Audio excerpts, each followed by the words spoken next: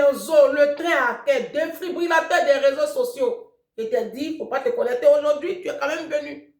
C'est à tes risques et périls. Mais je sens que beaucoup seront encore bloqués. Désormais, hein, je ne fatigue plus. Ça veut dire que si tu n'es pas contente, si tu n'aimes pas mes opinions, il faut passer. Tu ne commentes pas. Si tu as l'habitude de commenter, que tu n'es pas d'accord, bah tu peux donner ton point de vue. Hein. Mais dès que je vois que ça m'énerve, que j'ai déjà parlé de ça, expliqué, réexpliqué, puis tu ne veux pas comprendre, je te bloque. Ça fait un. Oh, je ne m'en mets plus. Les gens me disent, ah, mais tu n'auras, c'est pour ça que tu es bloqué, tu n'as pas suffisamment de vues. En fait, moi, je ne cours pas derrière la gloire de ce monde. Je ne cours pas derrière les vues. Je ne sais pas si vous comprenez un peu. Je m'en fous, en fait. Je ne cours pas derrière. Moi, je suis en mission. Je sauve des vies. Je délivre des vies et je bâtis des destinées. Que ce soit 2, 3, 4, 5 personnes qui me suivent, ça me va. Vous comprenez? Parce que Jésus lui-même, à sa mort là, la Bible dit Jésus avait 120 disciples. Le grand Dieu. 3 années de ministère. Jésus n'a pas eu 3000 disciples. Jésus n'a pas eu 5000 disciples. Jésus, hein, c'est 120. Qui suis-je? Si je voulais, vu la gloire de ce monde, les gens qui m'ont appelé me proposer ça, pour que moi j'explose sur les réseaux là, il allait aller les contacter. J'allais dire, ok. Vous comprenez? Donc, je m'en fous de vous. Quand j'ai fait la vidéo sur, les blancs, et que je dis que ce sont des êtres évolués, mais vous courez, il faut d'asseoir, le thème arrive. Vous sautez, vous tombez, pourquoi? Je vous ai montré, la vidéo a été coupée, supprimée de YouTube pour droit d'auteur. Mais j'ai fait un commentaire où j'ai épinglé la vidéo du français là, qui était un célèbre animateur télé ici, qui a vendu des livres qui ont été des best-sellers et qui s'est fait de l'argent de merde. Et le monsieur va en Inde et puis bah, le déclic et puis il commence, il laisse tout. Il laisse sa maison, il laisse les paillettes, il laisse le bling bling et puis il porte sandales, t-shirt, pantalon à bas de gamme et puis il traîne par terre comme ça. Il traîne par terre comme ça. Il y a une imbécile qui a écrit là-bas, elle dit on ne dit pas mongol, on dit enfant trisomique. Tu penses que c'est à moi que tu vas apprendre le français? Je vais dire mongol parce qu'il faut que je rentre dans vos codes pour que vous compreniez le sens profond de mes messages. Je vais dire mongol. Là, ceux qui sont dans les brousses du Cameroun, les bêtes là, ils vont comprendre. Sinon, je sais très bien qu'on dit enfant trisomique. Toi, tu peux t'arrêter devant moi en français. Bête femme. Et puis, je fais la vidéo et puis tu vois une bande de macaques se lève là-bas et puis ça me cite des noms. Tibi Joshua. Mais Tibi Joshua, c'est qui? C'est un sorcier. C'est pas un homme de Dieu, Tibi Joshua. Il faut aller écouter le reportage de BBC.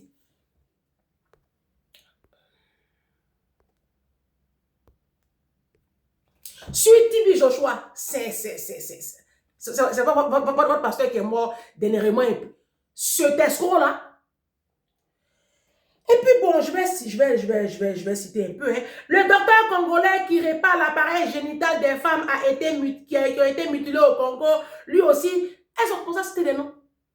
Il s'appelle quand même là. Voilà. Je lui ai dit, mais va regarder la vidéo. Je te parle de quelqu'un qui a pris toute sa fortune, estimée à des centaines de millions d'euros. Et puis tu me dis, mais dans notre communauté, il n'y a pas millionnaire. Citez-moi un seul nom de millionnaire qui a pris tous ces millions-là. Vous ne pouvez pas me citer. Bon, je vais citer les noms que vous avez cités ici. Hein. Il y a une qui m'a dit là-bas. Et puis quand on lui a dit que Tibi Joshua c'est un escroc, elle a répondu, la dame a répondu que j'ai demandé à Dieu en prière de me dire si Tibi Joshua était un vrai homme de Dieu. Et Dieu m'a répondu que c'est un vrai. Oh, vous là même. Vous là, hein. Et Dieu lui a répondu.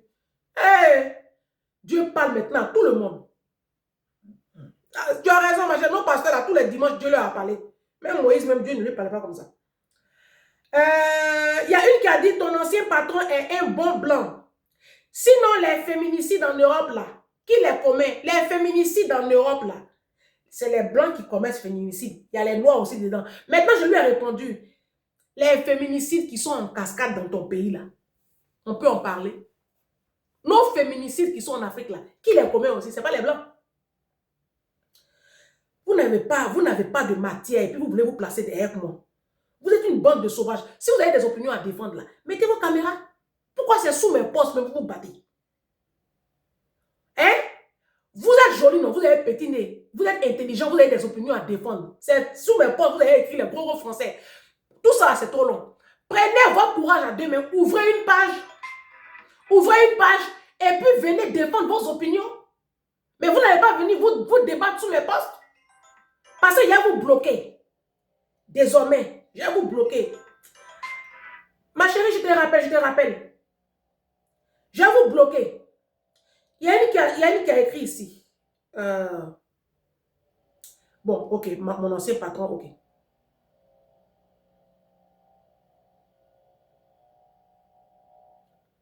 Il y a une qui appelle le Yumi Denzel. Yumi Denzel a créé une fondation au Nigeria. Yumi Denzel, c'est un YouTuber qui a offert une grosse voiture à son père, une grosse voiture à son petit frère et qui vit une vie de faste. Il est pété de thunes, l'enfant, il ça. J'ai dit, le blanc, j'ai montré dans le reportage là. Lui, il a tout laissé, il a tout abandonné. Il n'est plus dans ce monde-là. Et puis, il allait se déposer, il allait s'asseoir là-bas. Comme un pauvre. Donnez-moi un seul nom. Et puis, vous me citez des noms qui n'ont rien à voir. Je ne sais pas moi.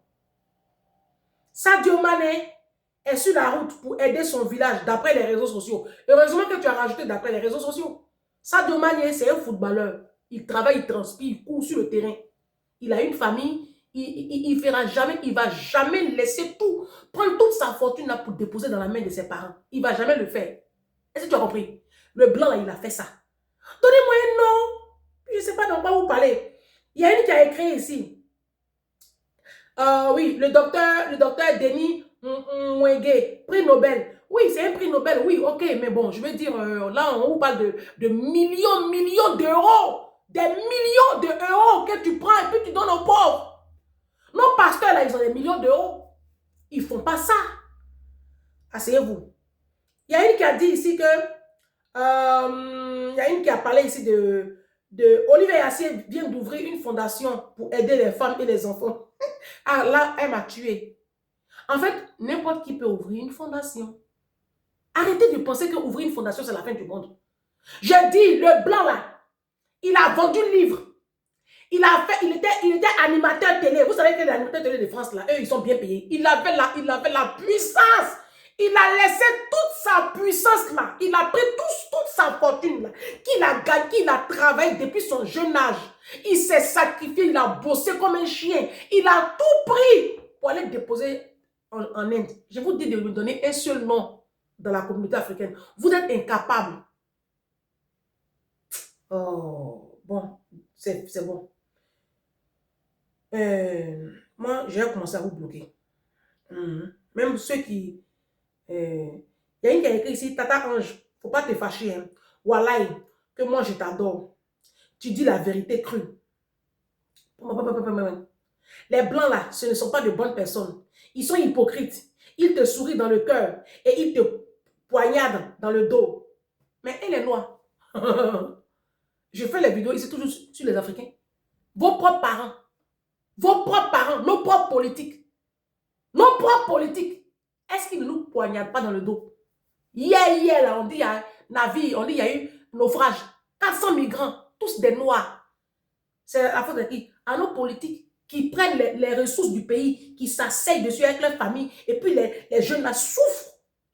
On en parle là, que les blancs sont hypocrites. Ils sont hypocrites, mais vous êtes dans les pays. Ils sont hypocrites, mais vous êtes dans les pays, vous profitez de leur système. Que vos parents en Afrique, que nos politiques en Afrique soient incapables de mettre en place alors qu'ils ont les ressources pour. Des deux communautés là. Où sont les hypocrites? Vous êtes des malades en fait. Quand les blancs sont hypocrites, nous on n'est pas hypocrites. Blanc est hypocrite, oui. Nous on n'est pas hypocrites. Ta copine même, vous mangez ensemble, vous êtes tout le temps ensemble. Dès que tu tournes le dos là, elle appelle sa bestie. Et puis elle te commence à te critiquer. Vous n'êtes pas hypocrite. Vous n'êtes pas hypocrite. Nos mamans ne sont pas des hypocrites. Nos papas ne sont pas des hypocrites.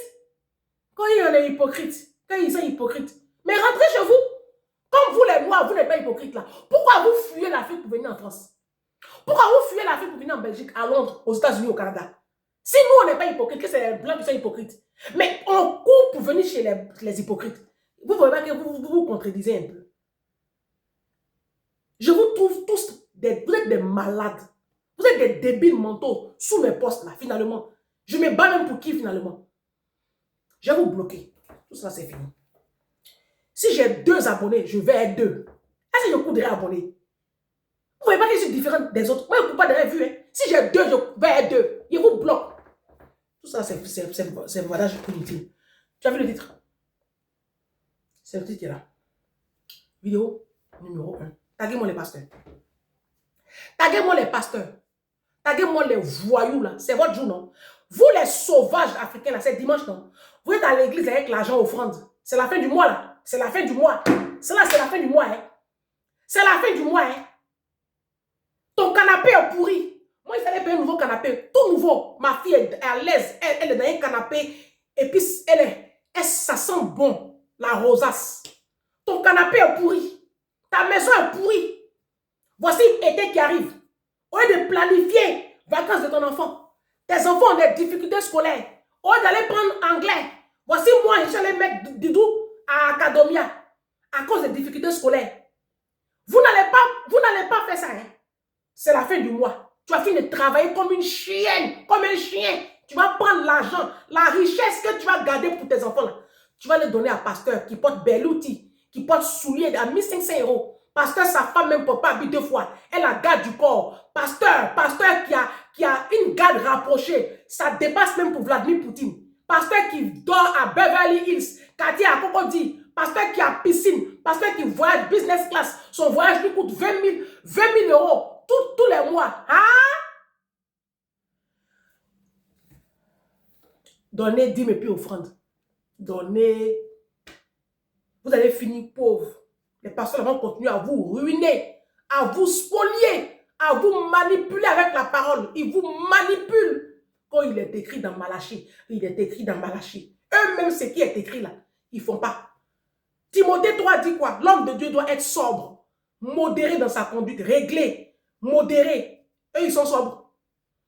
L'homme de Dieu doit être mari d'une seule femme. Ils sont mariés d'une seule femme. Ils divorcent, ils se remarient. Ils trompent leurs femmes avec les fidèles des églises. On en parle. Ils sont sobres, eux. Aucun brin de sobriété. Eux, ils sont sobres. Eux-mêmes, ce qui est écrit là, ils ne font pas. C'est Malachie 3 là seulement, ils ont vu. C'est Malachie 3 seulement, les pasteurs ont vu. Et regardez comment ils vous manipulent. Et vous, les débiles mentaux là, les bêtes là, les dépendants affectifs là. Vous qui courez derrière les miracles. Comme le dévoreur, si tu n'as pas donné le dévoreur. Moi, je ne donne pas 10. Dévoreur n'est pas dans ma vie. Je ne connais pas Janviose. Je ne connais pas janvier. Il n'y a pas un seul jour dans janvier où je luttais. Et quand il a acheté canapé, en plein janvier. En plein, le canapé, je l'ai acheté depuis longtemps. Depuis mi-janvier là-bas. Dévoré à où? Le dévoré à quel niveau? Et puis moi, en plein janvier, j'achète le canapé. Dévoré à où? Il y a un dévoreur. On va écouter cet homme-là. Merci. Alors, moi, je ne le connais pas. Je l'ai écouté, je crois que je suis tombée sur une de ses vidéos il y a 3 mois. Et puis après, les abonnés ont commencé à m'envoyer déjà 2 fois ces vidéos. Et là, il y a une Mind People, une de mes soeurs, qui m'a envoyé ça. J'ai dit, mais il parle quand même, il est un peu intéressant quand même. Bon, il ne dit pas toujours. Bon, après, on ne fait pas l'unanimité. Moi, je ne le coupe pas. Mais après, il y a 2 ou 3, il y a 4 ou 5 vidéos sur lesquelles je suis tombée, qui étaient quand même un peu intéressantes. J'ai dit, ah bah tiens. On dit, il s'appelle Zougrana. Il ne faut pas y raconter des conneries. Hein. Attends, le voici. Commence à voir son ministère s'élever, ou bien être élevé. Quand le pasteur commence à voir son ministère s'élever, ou bien être élevé, sa condition de vie commence à changer. Tu as déjà vu quel pasteur qui a partagé son bien avec ses fidèles? Merci. Quel pasteur qui a fait ça? Merci. Un peu comme on dit en Côte d'Ivoire, c'est-à-dire que ce que le message, l'évangile de la prospérité, tout ça, ce que les pasteurs font, on peut dire que c'est douille. Oui. Non, c'est du faux. C'est douille. Véritablement. C'est faux. C'est pas vrai. C'est pas parce que je t'explique quelque chose. Par rapport à la prospérité, je vous explique quelque chose. Écoutez. Le pasteur il organise un séminaire où il va enseigner le secret de la prospérité à ses fidèles. Et quand il finit de donner les versets, ou bien de donner son message de prospérité, chose bizarre, c'est que dans le message, il va inciter le peuple là à venir s'aimer dans sa vie. Et comme ça, ils vont voir la prospérité, la bénédiction de Dieu. Maintenant, parmi eux, il y a des gens qui viennent s'aimer la clé de leur voiture. Que ce soit au Nigeria, que ce soit en Côte d'Ivoire, ça se fait partout comme ça. Donc, ils viennent s'aimer la clé de leur voiture. D'autres viennent s'aimer. Donc, chacun s'arrange pour faire de bonnes semences, parce que plus tu vas faire de grandes semences, tu vas récolter beaucoup. Semences sacrificielles. Moi, je demande au pasteur. Et donc, dans ce cas-là, donc, c'est qu'il n'y a pas un message approprié, donc, ou bien, appropriément dit, n'est-ce pas, de la prospérité là. Ou pourquoi? Parce que toi, tu as fait un enseignement. Hein? Normalement, si quelqu'un envoie la clé de sa voiture, l'autre envoie la clé de sa villa, tu dois dire non. C'est l'enseignement qui va te rendre prospère. Je ne t'ai pas dit de me faire des dons. Hein. Ce n'est pas les dons qui vont te rendre prospère. Hein. Ce que je viens d'enseigner là, c'est ce qu'il faut appliquer puis sur la prospérité. Moi-même aussi là, quand j'ai appliqué ça, j'ai déjà ma voiture, j'ai ma villa, donc je n'ai pas besoin de tout ça. Là, en ce moment-là, on va prendre vraiment au sérieux l'enseignement que le pasteur vient de donner. Mais quand le pasteur donne un enseignement de prospérité et que lui-même il attend les clés des villas des gens, la clé des voitures des gens pour être prospère en un mois, dans le quartier où il habite, on voit que la voiture du pasteur a changé. On voit que le pasteur a déménagé. Tu comprends? Et puis on voit que, ah mais Dieu l'a béni. Puis il dit, ah mais c'est la grâce de Jésus. Tu comprends? Donc du coup, si le pasteur, si le fidèle n'est pas bête, s'il n'est pas vraiment sur mouton. Ils sont bêtes, ils sont moutons, mon frère, c'est ça. Tu comprends? S'il n'est pas vraiment sur ce stade de mouton là, il va comprendre par là que lui-même, pour qu'il soit prospère, il faut qu'il parte faire un séminaire dit de prospérité où les gens vont venir s'aimer leur voiture et leur villa pour qu'ils puissent savoir ce que le pasteur a eu. Parce que le pasteur vient de faire savoir que ce qu'il enseigne là ne permet pas à l'homme d'avoir la voiture, une voiture ni une villa. Merci. Merci. Est-ce que vous avez compris? Bon, je l'ai écouté 4-5 vidéos, c'est comme ça qu'il parle. Hein. Il parle un peu, un peu d'ironie, mais c'est profond ce qu'il dit. C'est pas ce qu'il dit là. On dit c'est un pasteur, je pense, c'est un homme de Dieu. Priez pour lui, faut pas il va changer. Parce que eux tous ils ont commencé comme ça, après ils changent. Priez aussi pour l'évangéliste Christ Ndikoumana, faut pas il va changer. C'est pas ce qu'il dit ici là. C'est pas ce que moi j'ai dit ici là. C'est pour ça que j'ai quitté les églises. Parce qu'en fait, il y a beaucoup de manipulations, beaucoup de mensonges. Et il y a des comptes vérités, ils se contredisent. Ils se contredisent. Vous prêchez la prospérité. Que oui, pour être prospère, il faut faire comme ça, il faut s'aimer. Mais si pour être prospère, il faut s'aimer. Pourquoi même tu te soucies même de ma prospérité? Il ne faut pas te soucier de ma prospérité. Il faut te soucier de mon salut. Parce que, en fait, c'est ça le message de Jésus. Est-ce que Jésus est venu sur la terre là pour qu'on soit prospère? Jésus est venu pour qu'on soit sauvé. Donc, à quelle heure vous laissez nos âmes pour vous soucier de notre prospérité sur la terre? Laissez prospérité sur la terre là. Souciez-vous de nos âmes. Vous êtes incapable de le faire parce que ce n'est pas rentable. J'ai dit dans une vidéo ici, vous savez pourquoi nos pasteurs font beaucoup de croisades, beaucoup de séminaires, beaucoup de programmes? C'est parce qu'à cause des offrandes. Ce n'est pas gratuit, c'est un business. Les croisades là, c'est un business. Je suis de vase d'honneur, j'étais de vase d'honneur. Et j'ai essayé de calculer un peu combien ça rapporte une croisade à vase d'honneur. Et combien vase d'honneur réinjecte après en forme de don, de social. Mais c'est un business de malade. Vous n'avez pas encore compris. Moi, j'ai fait microéconomie, j'ai fait macroéconomie à l'université. Avant de prendre l'avion. Les chiffres, je connais. Et je connais les techniques. Vous savez, les pasteurs, c'est des manipulateurs. C'est des manipulateurs. Les croisades qu'ils font, c'est Pâques, c'est ceci, Pentecôte, tout ça là. Remarquez bien comment ils mettent l'accent sur les offrandes. Leur prêtre, là, tout est offrande. Est-ce que vous avez fait le constat?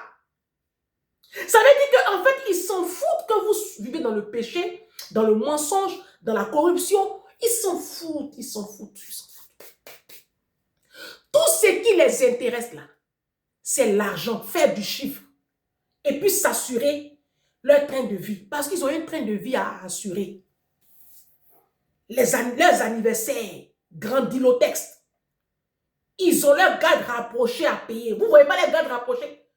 Leur femme ne porte pas habit 2 fois. Elle porte habit de créateur, de couturier. Elle porte du Chanel. Elle porte du Gucci. Elle porte du Balenciaga. Leur femme là, leur montre que la femme du pasteur a porté là. Ce n'est pas moins de 30 000 euros, 20 000 euros. Ça montre. Est-ce que vous comprenez? Ils ont des voyages pompeux. Vous ne voyez pas leur maison? Il y a du personnel chez eux. Ils ont piscine. Il y a le gars qui va nettoyer la piscine. Il y a le paysagiste. Il y a la femme de ménage qui va... Et ils ont du monde qu'ils emploient. La garde rapprochée là, ce n'est pas cadeau. Ils sont payés. Tous ceux qui font la communication de leurs églises là, ils sont rémunérés. Est-ce que vous comprenez? Ils ont créé eux-mêmes des charges que Jésus n'a pas demandé de créer. Parce que Jésus n'avait pas garde du corps. Jésus n'avait pas toute cette charge-là. La Bible dit soyez imitateurs de Christ. Jésus portait un costume comme ça, changeait habillement comme ça. Hein? Jésus même le maître là, il portait souliers à 1500 euros, 2000 euros, il portait Berluti. Ils ont les grosses voitures. Voitures que les pasteurs la roulent là. Vous connaissez les prix? Est-ce que vous connaissez les prix des voitures là? C'est des voitures à 100 millions hein, de francs CFA. Hein? Non mais je vous parle. Les voitures que les pasteurs la roulent là. Quand on va parler, non, ils ont des entreprises. Je vous ai demandé, montrez, on connaît tous le début de nos pasteurs. Les entreprises que nos pasteurs ont aujourd'hui là, ils ont des maisons, ils sont dans l'immobilier, ils sont dans l'agriculture, ils sont dans l'élevage. Tout ce qu'ils ont comme entreprise là, ils ont bâti ça avec quoi? C'est avec les offrandes et la dîme. Pourquoi vous reniez ça? Non, Dieu les a bénis. Ah, donc vous savez que Dieu passe. Vous savez très bien que Dieu... mais vous êtes des manipulateurs, vous êtes une bande d'hypocrites. Voici Zougrana qui a parlé ici. Venez parler. Évangile de prospérité. Pourquoi maintenant vous nous demandez l'argent? La fois dernière, je vous ai montré une vidéo du soi-disant prophète Joël Tatou, ce voyou-là. Ce voyou de grand chemin là. Qui marche avec Ivan Castanou là. Qui se ressemble, ça semble. Ce délinquant là. Que lui, il peut mettre l'argent dans le sac de quelqu'un. Mais si tu peux mettre l'argent dans le sac de quelqu'un, pourquoi vous demandez les offrandes à l'église? Comme vous êtes prophète et que vous pouvez multiplier, Jésus a multiplié les pains non, et puis le vin. Mais multipliez aussi l'argent un peu que compte là. Multipliez. Vous êtes prophète, non, vous êtes fort, non? Multipliez. Quand on est apôtre. Vous êtes apôtre, vous ne pouvez pas ressusciter mort. Les apôtres de Jésus ont ressuscité mort. Vous là, vous pouvez faire quoi?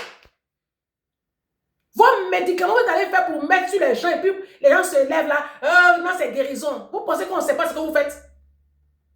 Vous pensez qu'on ne sait pas ce que vous faites? Moi, je vous ai dit ici, si tu es dans une assemblée chrétienne et que tu te sens oppressé d'une manière ou d'une autre, fais attention, l'oppression étant démoniaque, l'Esprit de Dieu n'opère pas là. Moi, le Seigneur m'a révélé ça clairement. Le Seigneur m'a révélé que l'Esprit de Dieu était l'Esprit de liberté. Jésus, là, il nous a créés libres, égaux, en termes de texte, de droit. Nous sommes libres. C'est pour cela qu'il y a un verset de la Bible où Jésus dit, « Je me tiens à la porte de ton cœur et je frappe. Si tu entends ma voix, que tu ouvres, j'entrerai. » Est-ce que vous connaissez ce verset-là? Écrivez les références sous cette page. Jésus ne force personne. Jésus, c'est pour cela que j'aime Jésus. Et c'est pour ça que je n'aime pas la religion musulmane. Parce que je trouve que la religion musulmane est une religion qui oppresse, et qui assujettit, et qui domine, et qui aime trop s'imposer. Jésus, avec lui, il n'impose rien, il ne force personne. On ne tue pas pour être chrétien. Si tu entends sa voix, tu donnes ta vie. Point. Il ne force pas. Deutéronome 30, verset 19. Il dit, je mets devant toi la vie et la mort, le bien et le mal, la bénédiction et la malédiction. Et puis après, il rajoute, il dit, choisis la vie. C'est juste une exhortation. Il ne nous impose rien. Il dit, choisissez la vie. Moi, je vous propose de ça. C'est tout. Jésus ne force personne. Donc, si tu es dans une assemblée chrétienne et que les pasteurs, les hommes de Dieu usent de stratégies, de manipulation pour te pousser à donner et que quelque part, tu te sens oppressé parce que même quand tu finis de donner, à la maison, c'est chaud sur toi. Tu n'arrives pas à boucler tes fins de mois. L'esprit qui opère dans cette assemblée-là n'est pas le Saint-Esprit. L'Esprit de Dieu n'oppresse pas. L'Esprit de Dieu est un esprit de paix, de calme. Tu as la paix. Moi, je ne sais pas, vous venez à Jésus et c'est là où vous êtes opprimé. Quand on vient à Jésus, là, on vient se décharger.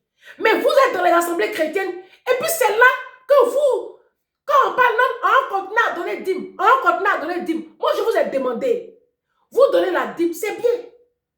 Il n'y a pas de problème. Mais pensez à vos enfants. Les Africains, pensez à vos enfants. Les enfants n'ont rien demandé. Ils n'ont rien demandé. Et la mort ne prévient pas. Aujourd'hui, il n'y a que les jeunes qui meurent. Les jeunes de la tranche d'âge 25-40 ans, 45 ans, les gens meurent comme ça. Jeunes, oui, à 45 ans, on est encore jeunes. La vieillesse, je vous le rappelle, c'est à partir de 76 ans. On est encore jeunes. Mais aujourd'hui, ce sont les jeunes qui meurent. Donc, demain, on ferme les yeux. Qu'est-ce qu'on laisse à nos enfants pour qu'ils puissent continuer leurs études? Tout ce que je vous demande, c'est d'y penser. Pensez-y. Si tu aimes vraiment ton enfant et que tu es vraiment un bon parent, parce que ton premier ministère, ce sont tes enfants. Et Dieu nous demandera des comptes. Moi, je vous le dis, Dieu nous demandera chacun des comptes sur les enfants qu'il nous a confiés. Parce qu'ils n'ont pas demandé à venir au monde. C'est pour cela que Deutéronome 30 dit, j'ai mis devant toi la vie et la mort. Tu as décidé d'avoir un rapport sexuel. La conséquence immédiate d'un rapport sexuel, c'est l'enfant. Tu aurais pu fermer ton compte. Ton compte sale, là, tu aurais pu le fermer. Mais tu l'as ouvert, non? L'enfant est sorti dedans. Là. Ta priorité, c'est ton enfant. Parce que les pasteurs à qui vous donnez l'argent, là, regardez leur vie. Regardez leur vie. Regardez où ils habitent. Et puis regarde où toi tu habites. Regarde le quartier où le pasteur habite. Et puis regarde le quartier où toi tu habites. Les pasteurs disent que vous là, vous êtes protégés par les anges des cieux. Vous priez et Dieu va vous protéger. Mais eux, ils ont garde du corps. Eux là, Dieu n'envoie pas ses anges pour les protéger. Eux, ils ont garde du corps. Quand Jésus partait, il est parti dans le désert, aller jeûner 40 jours. Là. Il est parti à garde du corps. Niéné, imbécile. Jésus était à garde du corps là-bas. Qui les cherche? Nos pasteurs qui ont garde du corps là, qui les cherche? Ils aiment la gloire de ce monde. La starmania là, ils adorent ça mal. Ils aiment se la raconter, ils aiment se sentir trop puissants. Ils aiment ça. Et ce sont vos dîmes et vos offrandes là qui leur donnent cette puissance. Je vous demande, je vous redemande, il y a combien sur le compte de tes enfants? C'est la fin du mois. Tu as 1800 € par mois. Tu as 300 000, tu as 400 000. Tu enlèves dedans le 10e, tu donnes à ton assemblée chrétienne. Soit disant tu donnes à Dieu. Il n'y a pas de problème. Mais tes enfants? Une mère peut-elle oublier le fruit de ses entrailles? Et tes enfants? Quand tu donnes à l'église là, et tes enfants? Parce que nos pasteurs, leurs enfants sont dans les grandes écoles du monde mondial. Les enfants sont dans des grandes écoles d'ingénieurs et de polytechnique. Je vous informe. C'est juste une information que je porte à ta connaissance. Toi, tes enfants sont au public. Dans l'église, là, tu n'es pas la seule. Vous êtes nombreux. On peut donner petit. Et puis, boucler le budget de l'église. Mais de là à donner le 10e de tes revenus, sous prétexte que Malachie 3 le dit.